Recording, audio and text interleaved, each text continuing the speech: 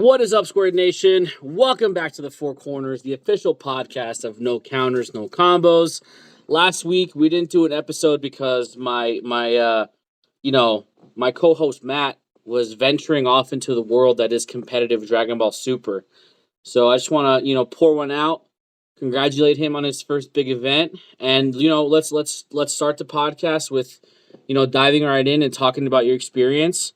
The one main question I want to ask you before you just completely just explain everything to us is the testing, everything that goes into it, right? The thought process behind it, the choices on decks, the choices on strategies. With all that being said, what was your most favorite part of going out to an in-person event? Just the energy. Oh my god. I mean, it is something that I was fortunate enough when I was still in Pennsylvania to have a pretty crowded locals, but walking into a 100-person event Yeah.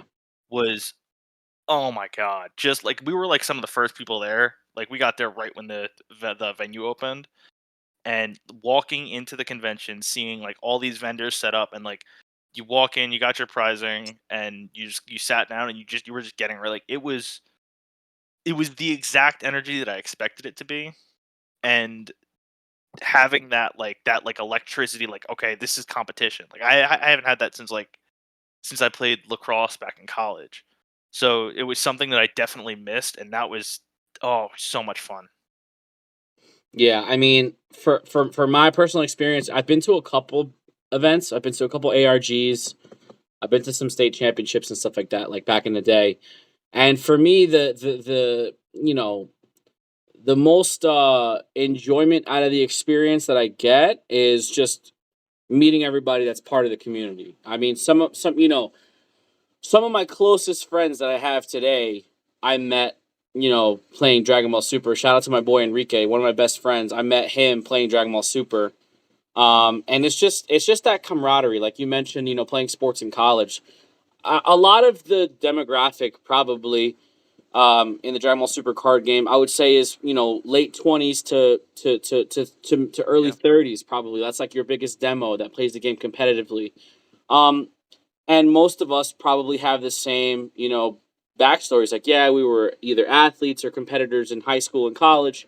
And you don't really get a lot of that when you get older if you're not actively pursuing it. Like for some of us who have been athletes in the past, it's hard to continue down that road when the responsibilities of life come into it. So the fact that you can enjoy a hobby but also be competitive with that hobby and kind of get that that essence back and for competition is really nice. So for me, it's always been meeting other members of the community and it kind of like branching out and like networking yourself a little bit. um with the other things. Just a selfish question: did anybody recognize you at the event? Like, oh, hey, Um, you're that guy. it took until the end of I think it was my third round or my fourth round. Someone said they recognized my voice, which was weird. Um, but it was what was hilarious was I had like kind of a reverse. My last round was against Bancroft from Attack on Okay, Productions. nice, nice, Super cool dude. Was playing Soul Striker Agents, which was nice. like the super creative deck. Um, Super nice guy, but I didn't recognize him at first because his voice was, he was talking at a normal level. He wasn't projecting. But the second one of his buddies came over, and one of the guys I had traveled to the event with, Sam, came up behind me because he had finished his last round, and he walked up and he goes, "Do you know who that is?" I'm like, "No, I have no clue."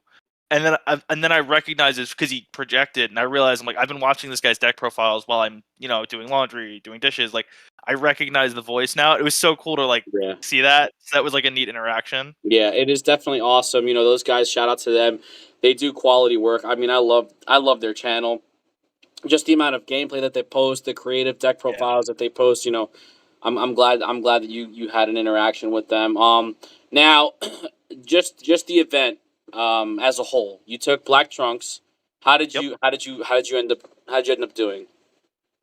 So it was an interesting day, and I have a lot that I've learned. First things first, I should have tested the mirror a hell of a lot more. Mhm. I wasn't expecting to see as much trunks as was in the room. I only faced one mirror in day one. Um, but I should have prepped for the mirror. Because time rules are what killed me. Um, round one, I played against a younger player from Vegeta Saiyan Army. I'm forgetting his name. He was playing 16. Mhm. Game one, he absolutely curb stomped me, put my teeth on the curb, and just mashed it. Um, Yeah, 16 is rough. but I sided correctly for game two, put in the Gohan, changing history, the counter hate, so he couldn't untap with D magics and stuff like that, because that was something he was relying on heavily in game one. And just siding in petrification was big, and that was a theme throughout the day that I should have been maining that card. Yeah. And a lot has changed in the list, for sure. And then siding in Dark Power most games. And I'll get into that a little bit later. But so won that one 2-1. Didn't come to time. We finished almost at the hour mark. Round two was the mirror.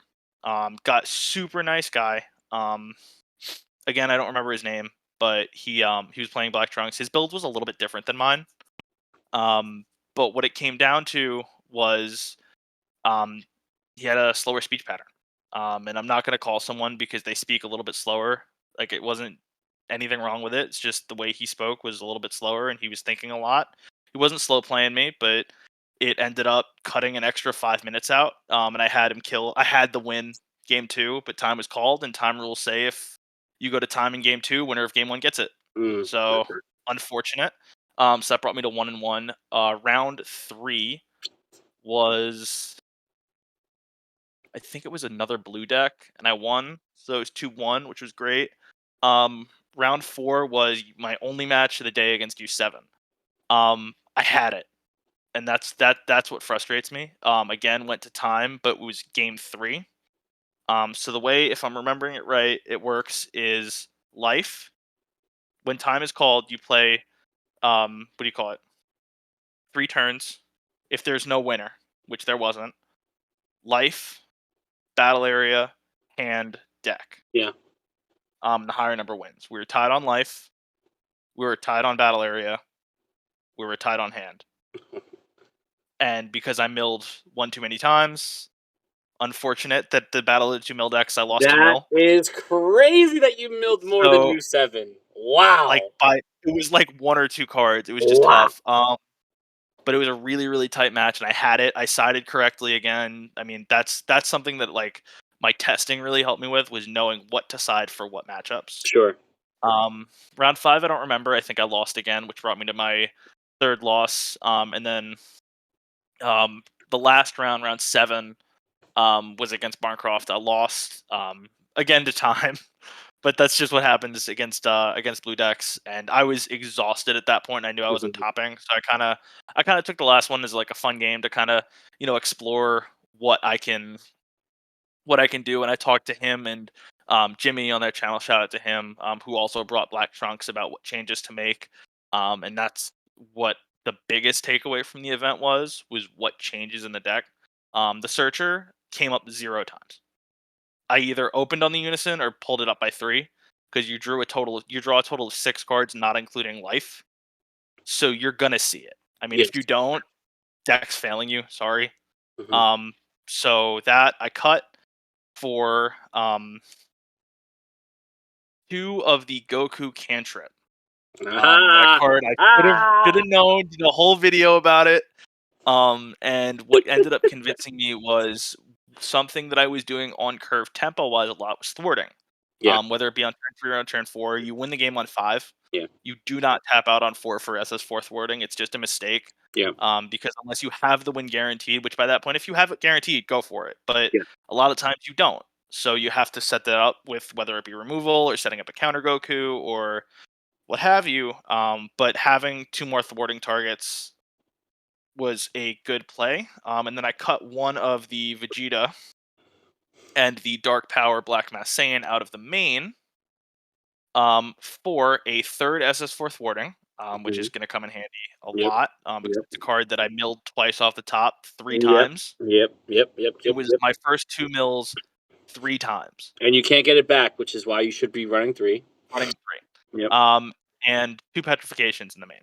Yeah. Card I mean, is yeah. absolutely absurd. And Yeah. a way that a lot of people aren't utilizing it is you negate the first attack, and if that card doesn't do anything, cool, lock another card. Yeah, exactly. Black Mirror is locking a thwarting before they swing with it. Yeah. I think the fact that petrification can be used that way, like you just mentioned, like you can stop the oncoming attack, and then if you're not worried about their effects or whatnot, you can free somebody else. I think that's kind of what makes the card cracked, because you can essentially really stop two of your opponent's plays with just one card. And I think moving forward, I think like in my Trunks build, I was maining 2 petrifications, but I wasn't siding 2 more.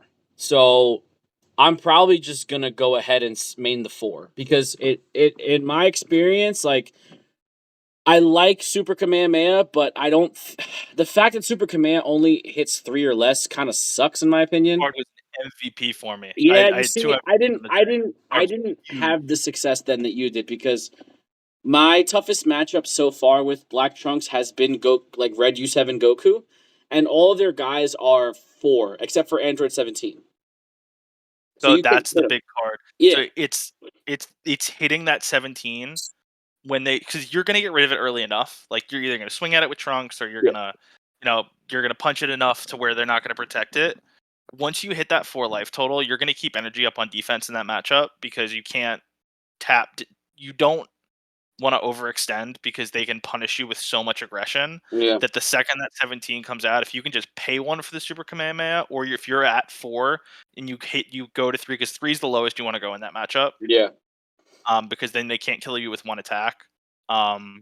So if you're able to Super Kamehameha it creates so much value that it's ridiculous. So okay, but aside from the Android 17 though, what were the other big hits for you for Super Kamehameha?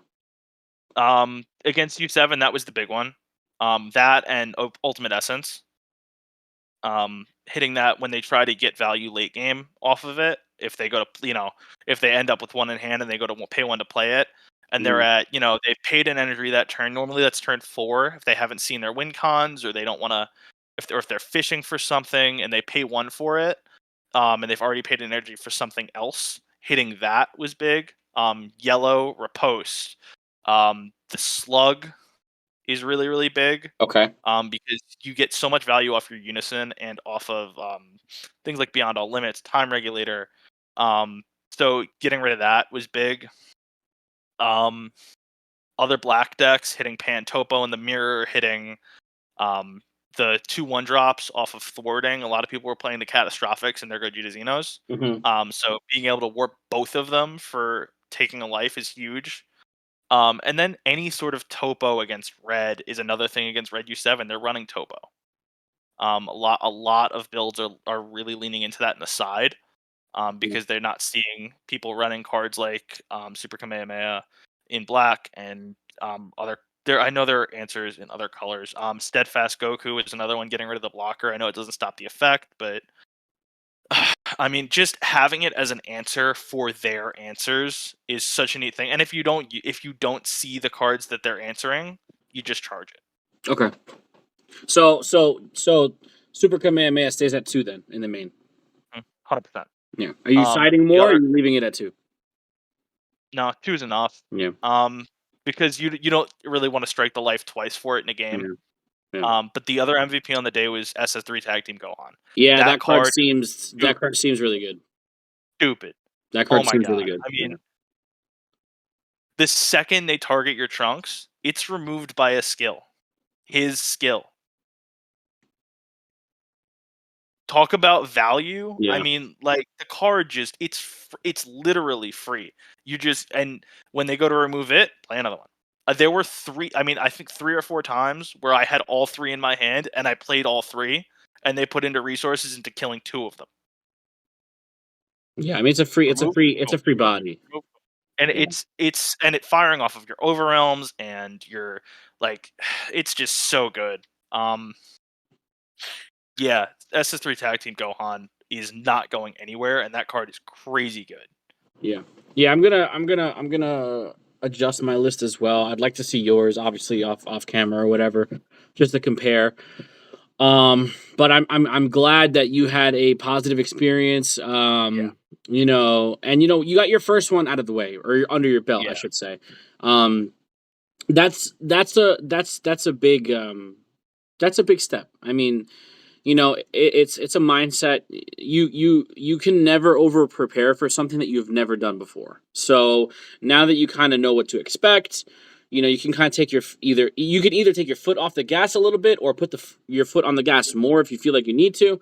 You know, you kind of know how to adjust to it. You know what to expect.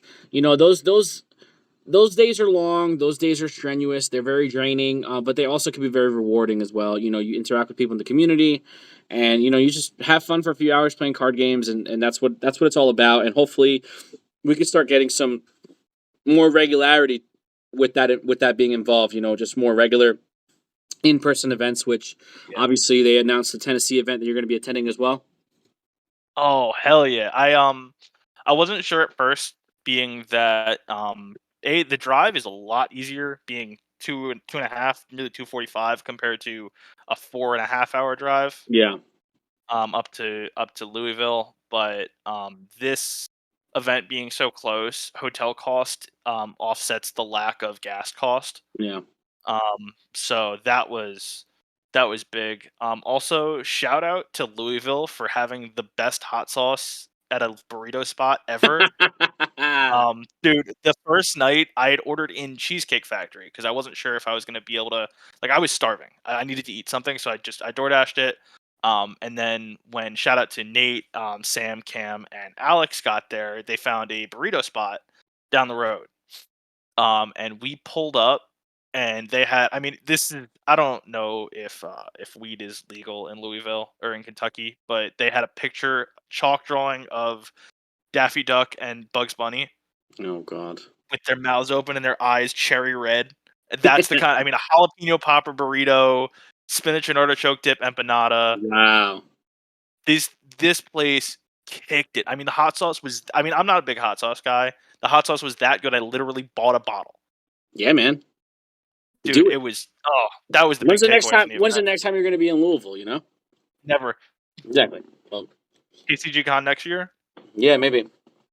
So yeah, man. I'm happy for you. I'm very excited that you got your first one out of the way. You're gonna go to another one. That's. It's like a tattoo. Like you get one, and you're thinking Yeah, about when your next one's gonna come out. It's just one of those addicting experiences. And you know, like I said, for those of you that are on the fence about it, if you're do it. comfortable, if you feel like your safety's not gonna get compromised, you know, if anything, you should just try it for the experience. Like, yeah, I understand it's a competitive event at the end of the day, and you want to try and do as well as you can, but I think the experience outweighs any poor performance that you might have. Because I'll tell you what, the most fun I ever had at an event is an event that I completely punted. Like I completely punted the event. Like my first 3 rounds, I went undefeated, and I remember my matchups clear as day. Like my matchups were Janemba Mill, um, Toa when she was like really good when she first came out, and then round 3 I lost to Broly Swap, and then round 4 I lost to Trader Dende, and then from that point I just completely punted the event. And I had the greatest time, like just interacting with people at the tables, just being like super loud and obnoxious because we knew we were playing for nothing. It was great. It was the greatest time, Yeah. you know. Shout out to that U7 player. I wish I remembered these people's names, but that U7 player, we joked around the entire game. I mean, we were laughing our butts off. And Yeah, of course, like like Nate came over, he finished his round, and Sam and everyone came over. We were just laughing our butts off. And we were playing in a timely fashion. It went to time because it was a control matchup. yeah, It sure, didn't go to time because we were just goofing around. yeah, And it went to time, and it was a good game, and it was decided by a crappy time rule. I wish there was like I know it's a way to avoid draws, and it's helpful. It's like I don't see the solution other than if they go with BL1 pre-side, which honestly, after playing in some locals with BL1 pre-side and playing in a best of 3 event, I honestly, my mind has changed. I am a proponent of BO3. I really think, as much as I hate these time rules, a best of 3 event, like if it was BO1 pre-side, I would have lost to 16, a matchup that in BO3 I have every single time. So here's my opinion, and I'm probably gonna get a lot of heat for this. If the main issue with the game is time, because first of all, the way the game is currently constructed, I don't think an hour is enough for 3 games. I just don't. I think on average, games are going 45 minutes just each. So Yep. you're going to take that into consideration. 45 minutes a game, that's almost 2 hours, over 90 minutes. That's over 2 hours. 2 hours and 15 minutes for a round. That's too much time. So I think one of two things has to happen. I think I'm like I said, I'm probably gonna get a lot of heat for this. I think that future events should probably regulate themselves to best of 1 pre-side, and then top cut best of 3. And here's the only reason why I say it. This is why I say it. Not every deck that signs up for the event during Swiss is going to make a top cut. Okay? But when you've already established your top cut, those should be the best of the best in the room. They should have the allotted time to play it out. And now with that exception, because you're cutting down your Swiss rounds from 1 hour to 30 minutes, there shouldn't be a time limit. There shouldn't be a time limit on best of 3 and top cut. Now, I'm not talking about top 32, top 16. I'm not talking about that. Like if you get an event where it's a top 32, all things considered, within moderation, you have to make certain adjustments. But most of these events are maxing out at like 150 players. So your top cut is going to be maybe 8 players top cut. So with that being said, if you're saving an hour, if you're saving 30 to 45 minutes every single round and you're playing 8 rounds, you can make up that time in top cut and just let the top cut play it out best of 3. Just let them play it out. Now, granted, you don't want a 3-hour match in top cut. You have everything, within moderation. But if you're getting all the data from locals and you're getting all the data from all these other events, and on average, people are going 40, 45 minutes for just one game, make it where it's 30-minute rounds, best of 1 pre-side in Swiss, and then top cut is best of 3, 2-hour time limit. That's how I would do it. I'm probably gonna get a lot of heat for that, but that's how I would do it because I don't see the world where we get back to 200, 300, 400 person events. I think Dragon Ball is gonna be right where it's at, hovering between 100 and 200 players per event because it's more skill based now than it ever is. The meta is wide open, and good pilots and mediocre pilots, they're separated by fractions, like decimal points. And also, there's a lot of other games available to be played that cater, I'm not going to mention any names, that cater to a more casual audience. So that number right when you walk through the door is going to already be less. So those days of 200-300 man Dragon Ball events are long gone, unless it's like a Gen Con, or like if they ever do like a New York Comic Con or like a San Diego Comic Con event, totally different. But like these regular like PPG events, they're probably going to float around 100 to 150 players, and that's fine. That is not bad. That's fine. So I think if that's going to be your player base, you need to start, scaling it back to where you can accommodate everybody as best as possible. That's just my opinion. I think I agree, except for the 30-minute round point. 30 minutes is not enough, even with overtime. It'll avoid a draw. I think it should be 45 if we're doing BO1, because that's fine. As someone who plays a deck that goes a little bit longer, I might play fast, but what happens with decks that win on turn 4 and 5 is it takes longer to react. Your opponent takes longer. I mean, on average, my turns were short. Unless I was doing a lot of unless it was turn 6 and I was, pay 2 trunks, pay 4 thwarting, overwhelm, this, that, like I'm doing 18 things, or I'm taking time to think. But I avoided sin, but the boogeyman. I mean, but you look I think 45 minutes is a good middle ground because it gives, in BO1 pre-side, it gives a newer player a chance to think about their moves, but it also gives experienced players time to either finish quickly, Yeah. or if they're playing control deck, to finish the game. Like Invoker or Sin or Hajiak can exist um in a 30-minute format. Those decks just wouldn't. And I think the player base, as much as I am not a fan of Hachiak, and I had to play it in Team Wars, I think people like those decks for a reason. And I think if they're going to exist, then BO1 pre-side needs to be a 45-minute round. Yeah, listen, we're always gonna any card game. There's always gonna be a helmet deck. It's always gonna be one of these like, there's always gonna be a helmet deck. It was Janemba Mill back in the day. Now it's Back. probably Hatch, and it's just like, it's not a fun time, but they exist. I mean, and it's so rewarding when you punish these helmet decks. Like it's just like it's like I could play 8 rounds and not win one match, but if I curb stomp a helmet deck, that's it. Like I win. Like I'm good. I'm good for the day, because it's like it's not, that's just me. Like I don't roll with that. I definitely want, everybody's opinion in the comments down below if you guys are watching or listening. What do you think about, transitioning these major events to best of one pre-side and then best of 3 top cut? Let's see how it goes. I mean, I think right now is safe to experiment a little bit because we're not 100% back into the swing of things. So I think if you're going to make mistakes and you're going to try different things, I think now's the time to do it before everything gets solidified. Because I'll tell you right now, like, when the new block comes out with that Z leader stuff, the game's probably going to get a nice influx of players, especially if I think that the Z leader mechanic is going to be designed to help older leaders like come to the forefront again. I think you're going to see an influx of players, but that's just my opinion. I'm sure that Bandai will tease us more information about that. Before we move on, I just really quick, since we're on the topic of trunks, I really quick just want to talk about yellow trunks. I played yellow trunks this weekend at locals. It I pretty much played a sweaty version. I didn't have riposts and I didn't have steadfasts.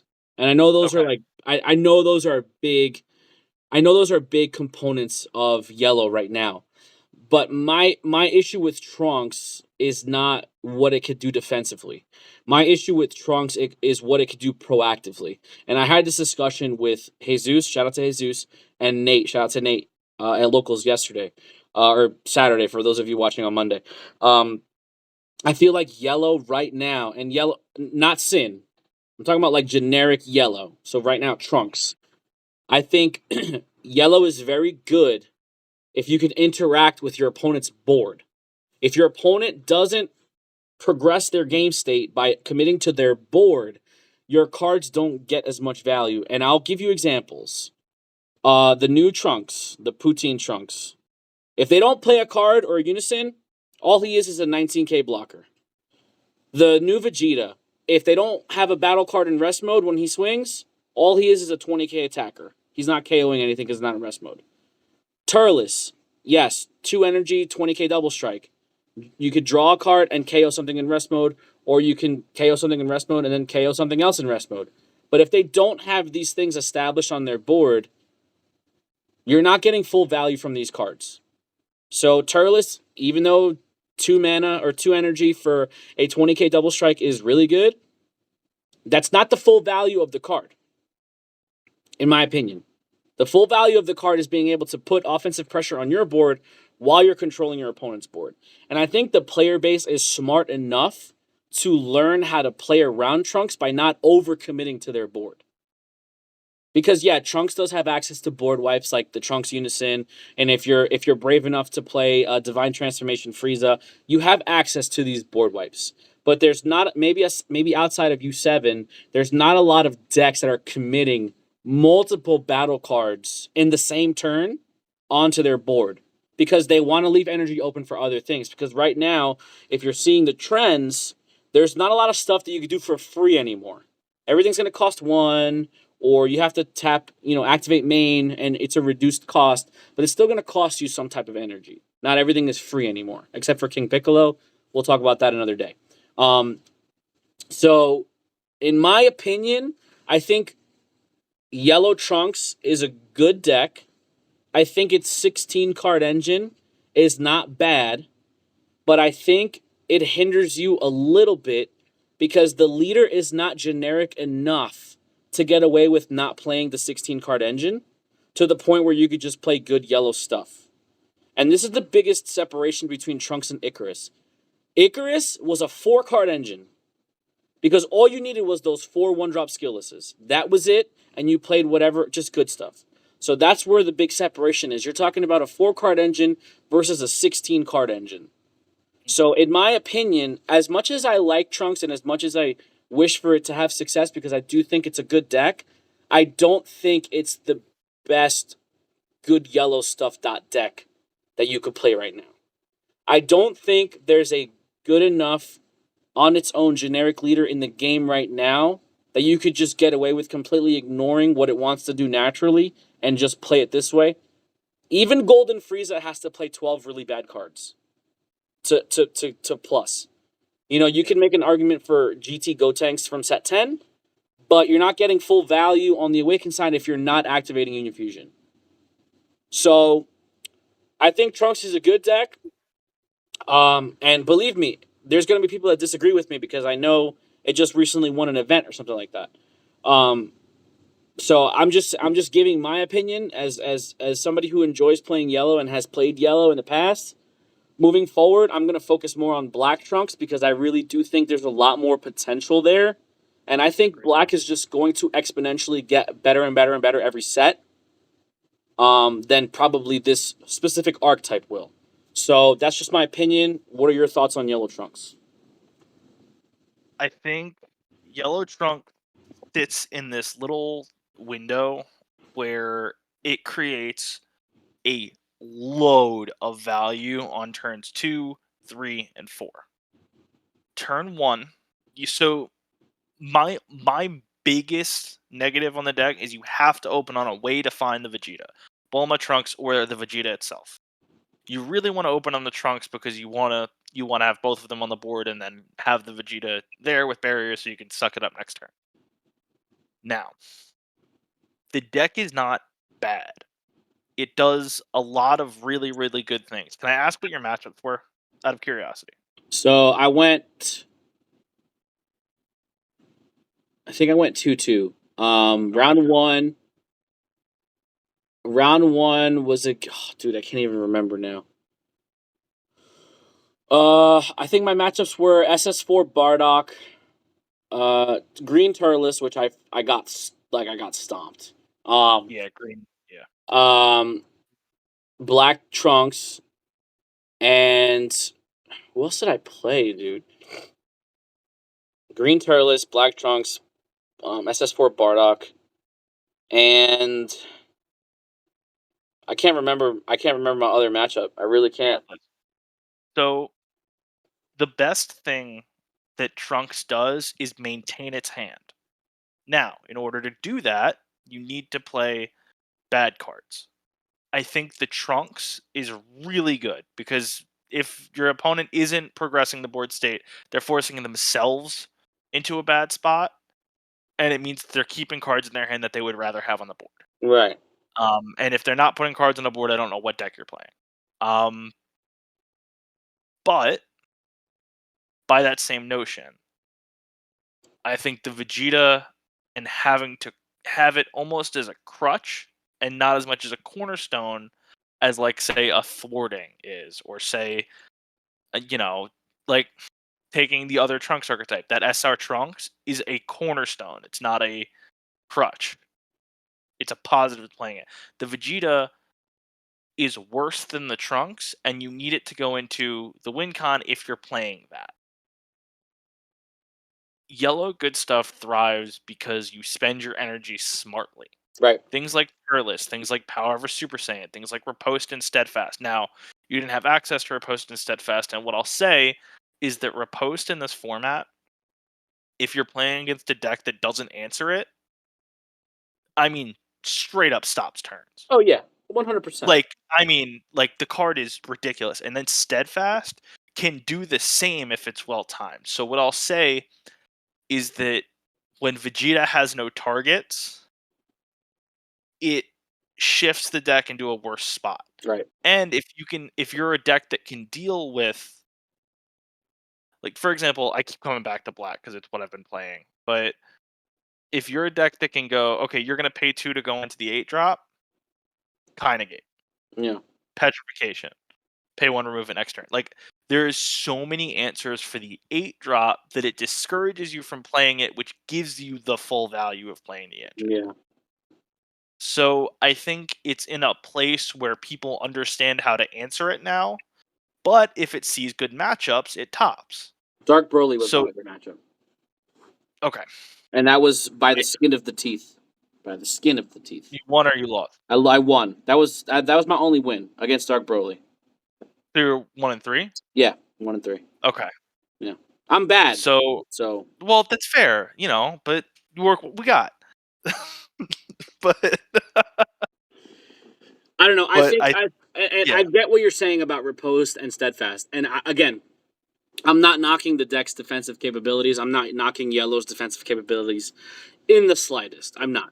I think the deck defensively is incredible because even though I didn't have access to those cards, I never felt like I was in a bad spot defensively. Never. Excuse me. And I was playing cards like Forbidden Power. I was playing Release from Evil instead of Final Flash because I don't have Final Flash, and Release from Evil is like a budget version of it. So I was playing cards that are suboptimal, that do similar things, but not what the optimal strategy would do. And I never felt like I was in a bad spot defensively. Where I felt like I was in a bad spot was I couldn't commit enough to the board to put pressure on my opponent to be in an uncomfortable position. I ran the Cell X SCR.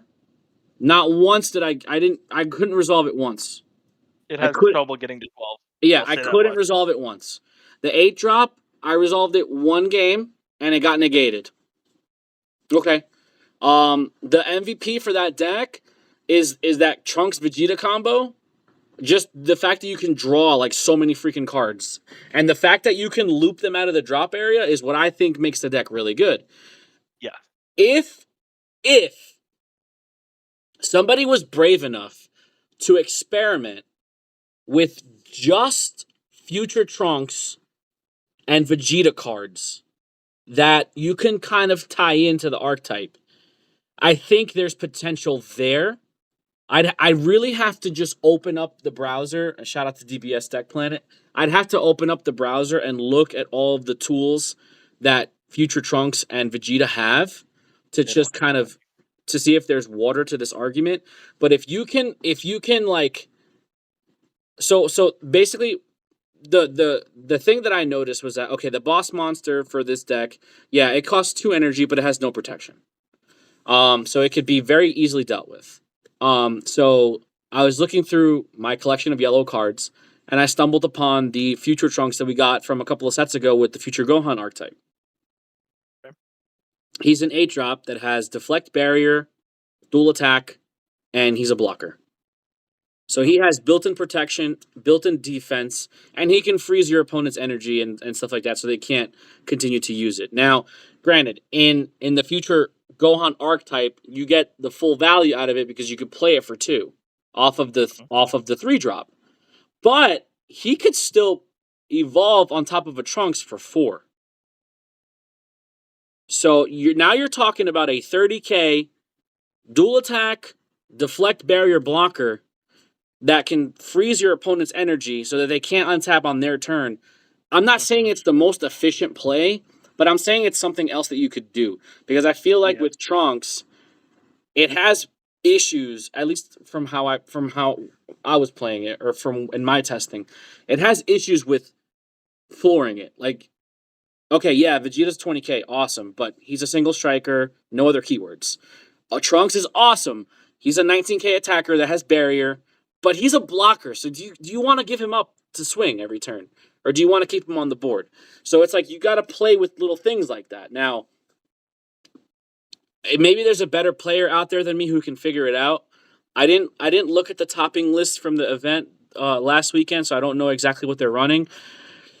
But I could be totally wrong, and I could be speaking from a place with no knowledge, and that's fair. But it's just in my opinion, I feel like the deck is missing something, and I feel like if it gets that thing that it's missing, it'll put it over the top. Like if you get another chain of Trunkses and Vegetas that could go on top of the 3 drops that are EX evolves, I could see it doing something better. Fair enough. So I'm not trying to dissuade anybody from playing it. You guys are all better players than me, so you're gonna have more success naturally than I would. But I'm just giving my 2 cents. Now, let's talk about something fun for the last remaining time that we got here. We got some reveals. And these reveals were just had everybody talking. Because Ultimate Squad, like this is the squad right here for Ultimate Squad. Like the GT archetype that we're getting in Ultimate Squad just makes me so happy. I don't know how everybody else feels about Dragon Ball GT. Let us know in the comments down below. I thoroughly enjoyed Dragon Ball GT, even though it's not canonical and it's not like, legit Dragon Ball. Like the purists are like, oh, that's garbage. But I love GT. I think GT gave us the greatest transformation ever in Super Saiyan 4. I think their villains as not obstruct as they were still really good villains. Like who doesn't like Super 17? Who doesn't like Baby? Who doesn't like the Omega Shenrons? Like who doesn't like them, Like you can make the argument that GT had better not main villains, but you can make the argument that GT had better villains than Dragon Ball Z's like non Hall of Fame villains. And by non Hall of Fame, obviously the main villains were Vegeta, Frieza, Cell, and Boo. Like those guys are never gonna get touched. But you could make the argument that some of the GT villains were better than Boo. I would have that conversation with somebody. So I enjoy GT. And when we first got GT back in like set 3, it was bad but good at the same time. It was an Adrian deck. It was something that I enjoyed playing because it was fun. Resolving triple flash and watching your opponent cry was just fun in my opinion. So this archetype I'm looking forward to. This Unison is disgusting. I mean, like Unisons have been good since we've gotten them, but they've never like snowballed, and this Unison is gonna snowball out of control with the amount of markers you're gonna be able to put on it. And I like the fact that the Unison, like underneath the Unison, is a second hand. I think that's the coolest thing ever. But those are just some quick highlights that I take from the GT archetype. You? This deck cracked, yo. It's ridiculous. I've done a lot of testing against it. Okay. Down at the Hudson. And oh my god. I mean, you can awaken with your opponent at 0. You can literally awaken without interacting. And yeah, the amount of value that you produce from having 2 hands. Yeah. You control what goes under the ship. Yep. It has the best joke name for a deck ever, Clown Car. Yep. That's patent pending, by the way. Of course. And oh my god, the 8-drop is absurd. You get to Spirit Boost. You can get to 20 if you really want to before you do anything. Like if you're like, I mean, and listen, Hyper Evolution does not have any protection. But if I even think about playing this deck, I will get a copy of Hyper Evolution, and that will be the secret rare in that deck. Oh my god. Being able to play that card, you boost it by, I think, 5 or 10 the second it hits the board. Yeah. You got to swing once, and you're auto-burning. Mm-hmm. And, like, that's unreal. I mean, it's so much fun. And, like, on a real note, like, the Trunks creating value, the Pan being able to spawn determined, and triple flash is abusable, and I mean the deck has so much potential. It draws so many cards and it is so efficient. Yeah, I mean, I mean, I'm looking at most of these cards, and I'll tell you right now, like this deck is going to be super affordable because it's only got two SRs with the 8-drop and the pan. Butterfly, Um, triple play. the 8-drop might get an SPR. I could see the 8-drop getting an SPR. 100%. But yeah, Um, this deck will be affordable. I like that the boss monster has deflect. That's always like I don't mind when boss monsters have deflect because they're supposed to who's be, the boss monster? yeah, they're boss monsters. Like when they have barrier, it's a little, yeah, because it's tough to interact with barrier nowadays because there's just not a lot. But I don't mind, my opponent playing it out, and then I'll deal with it. Like I like that. The unison to me is what stands out in my opinion. It's a 15K unison. It can attack, which is fine. But it's a I am 15. of the camp that unisons should not have been able to attack. Period. Obviously, if you're looking at Dragon Ball's direct counterpart, where they get a lot of influence from, is Magic the Gathering, and Magic the Gathering's planeswalkers don't necessarily attack. They build up markers and they give you effects and stuff like that, but they don't attack. So if planeswalkers could attack, that would be really busted. So when you're looking at unisons that could attack, it's just an extension for offense, which this game already has plenty of. So I don't mind when unisons can't attack if they're going to facilitate and you move your strategy forward, and that's exactly what this unison does.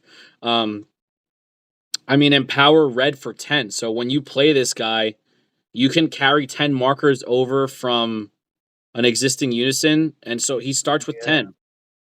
Basically, like if you, So if the unison under that would be under it has 10, yeah, then that's you what I'm also saying. lose the cards under it, so you really never do it Right. unless his effects unless like he gets blanked by something, because Yeah. you lose like all the value underneath him, and you can't really get that back. Yeah. But But it's a yeah. neat little like way to like recur against like a yellow that's gonna negate its skills or Finn. Yeah, activate main plus 0. Place one Saiyan card from your hand under this card. And Doesn't have to be red. it's It not could like be. we have any of those. Yeah, it could be. It could. Yeah, it's not like we don't have any. It could be whatever color you want. If you want to be janky and play this multicolor, draw a card, add a marker. For each card under it, up to 3. So you're gonna, at some point you're gonna be adding 3 markers every time you do this. So it's just, again, I don't mind when unisons facilitate the strategy. I like leaders that say when you place this card in your leader area, play the unison. I like that because it's like it gives you a reason to play it. So you don't have to like actually hard cast it. So this is probably one of those decks where you're probably only gonna play like 1 or 2 copies of this unison because your opponent. If your opponent's swinging at your unison to try to get 10 markers off of him, you're already kind of winning the game, in my opinion, because they're not going to be hitting your board, not going to be hitting your leader. So it's kind of doing its thing. We do have unison interaction, but we don't have like, Supreme 20 Kai. per unit. Yeah, like Supreme Kai of Time SCR will be huge for this deck because it's just going to say goodbye to everything. What's wild is the deck can deal with it.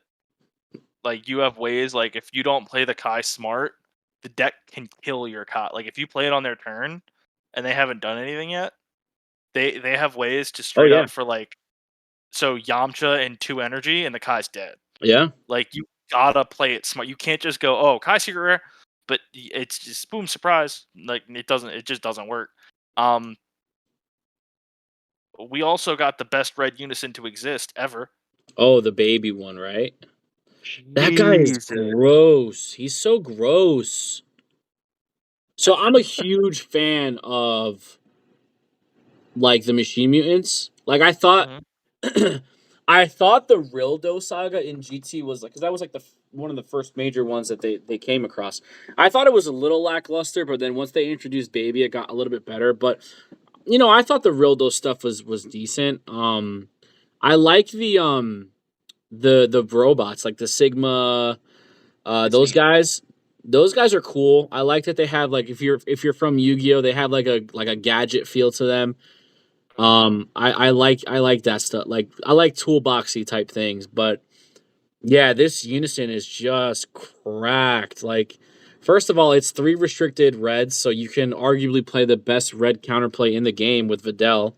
Because that I don't care what anybody says, Videl's counterplay is disgusting. Yep. You +1, it's got spot removal. With Um, no cost restriction, yeah, no I'm cost, just gonna no eat your guy. energy. Yeah, I'm just gonna eat your guy.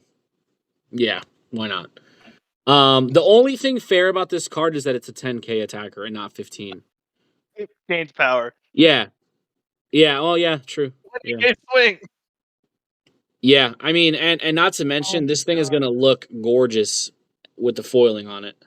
Oh my lord. They just broke red. I mean, they were like, yeah, let's give red a second really good archetype. Oh, and let's give it the best unison we've ever printed. Like if your leader Like, card is red, like it's not even like Red Machine Mutant. nope, It's just red. red. It's going straight in UI. You know what that you know what UI is now but not going anywhere. you know what though? What's the bad rest deck out right now? KP? It's probably gonna KP's probably gonna get hit. Oh, King Piccolo. I was going to say it back during the event. That playing against King Piccolo in a format where all of your cards cost energy and none of theirs do is hilariously frustrating. Yeah. I honestly thought I was going to walk away and just go get a slice of pizza. I wasn't playing. He was playing solitaire against me. And there was one point where he played like 3 or 4 cards for free on his 4 energy turn. I think it was his 4. It would have been my 5. He played 4 cards for free and then followed it up by paying 4 for the Vegito Unison, which that says -2. You can't play anything. Yeah. Period. With skills, which is what decks do now. And then he passed, and then I swung and he pan-secret rare. Savage. You're not paying energy for your cards. Savage. I mean, listen, Vegex does not do anything that's broken. It plays cards that create minimal value, and then it plays the thwarting engine, which is fine. Vegex beats Janemba. That's what it does. Vegex, right? Vegex checks Janemba. So if Janemba's going to be good, everyone just bring Vegex to the event. Or Cooling there too, or 18 mil. Like those decks are slowly coming back. Yeah. Well, 18 mil, not anymore. No, Big well, sad. Yeah. But what I find hilarious is like I think Tristan said it. KP goes against their current design philosophy. Yeah. And you don't see it, and you're like, oh, well, it's been around for this long, and it's never won any tournaments. Yeah, because the best decks in the format can technically deal with it. Yeah. If it's not a great pilot, but it... Dude, if you can sit across from your opponent while they're paying energy for things, and you're just going to put your hands up and not touch your energy pile, and hold just my beer. play all this... Right, you hold this, you hold my energy pile while I play the game, and then I'll ask for it back at the end of my turn. Like, if you're just not using it. It doesn't matter what you charge. Yeah, I mean, at this point, at this point, I personally don't care what happens to KP. I've never played the deck. I don't have any aspirations of playing the deck. It's not my cup of tea. I did play the yellow Turles that is kind of like a watered down version of KP. That deck is completely fair. Like it does what KP does, but worse. So like if KP was like that, okay, I could see it existing. But when you're getting stuff like this, and like you said, like I think we talked about it last time we got together, was like their design philosophy. They're getting rid of a lot of free play stuff. Yeah. Making something cost minimal energy is fine because it still costs something. Like it's not free. Like free, and I've said this for years. I've had discussions with friends, players, people in the community, other content creators. A resource-based game that allows you to play without resource investment, that is broken. Like that is a broken mechanic because we're not playing Yu-Gi-Oh! Where there's no energy, there's no mana pool. That's why Yu-Gi-Oh! Gets away with it because that's how the game is from the ground up. Magic is a resource-based game that you have to pay to play things. Free cards in Magic are busted. Free cards in Dragon Ball are busted. That's just how it's going to be. So We'll just have to see what they do. But I at this point, I mean, just ban the leader, right? Like, if they're really gonna hit it, they gotta ban the leader, right? You got to look at. I think the best comparisons for it are the other two red decks that are and will be in the format: GC Goku and Red U7, right? Yeah, yeah, Both ironically Goku leaders, but you know we play the Goku show game. yeah. Red U7 pays energy for everything and an accordant amount of energy. For 19 and 15k threats, they pay 1, and they need sparking. They need a sparking requirement. Sure. For 2 energy, they play 20k and up threats that have a sparking 5 or sparking 10 to 15 requirement. Right. And for 3 and 4, they play their game enders, and they need a sparking 20 or a certain amount of U7s, and Right. they have to play the archetype. King Piccolo says, my leader's a King Piccolo. All right, I'm going to set up my life, and I'm going to put the cards that I want in it. And then once I do that, I'm going to free play all those cards. And then I'm going to keep rezzing. And then, oh, wait, you wanted to kill me before I awaken? I'm going to add another life to my pool, and you're not going to kill me. And then I'm going to pan Secret Rare, and then I'm going to win the game the next turn. That sounds about right. It sounds about It's right. And listen, I get it, and I know I'm probably gonna get heat because King Piccolo has been around, but it's not winning events. No, but it goes against everything. Like, Yeah. either give it the Dark Broly treatment or just Yeah. ban the leader and move on. I think at this point, Bandai is more concerned about consistency and their reputation as opposed to letting things breathe. They put the whole kibosh on decks that are hyper aggressive and can play multiple threats out with minimum energy. I mean, they completely destroyed King Vegeta.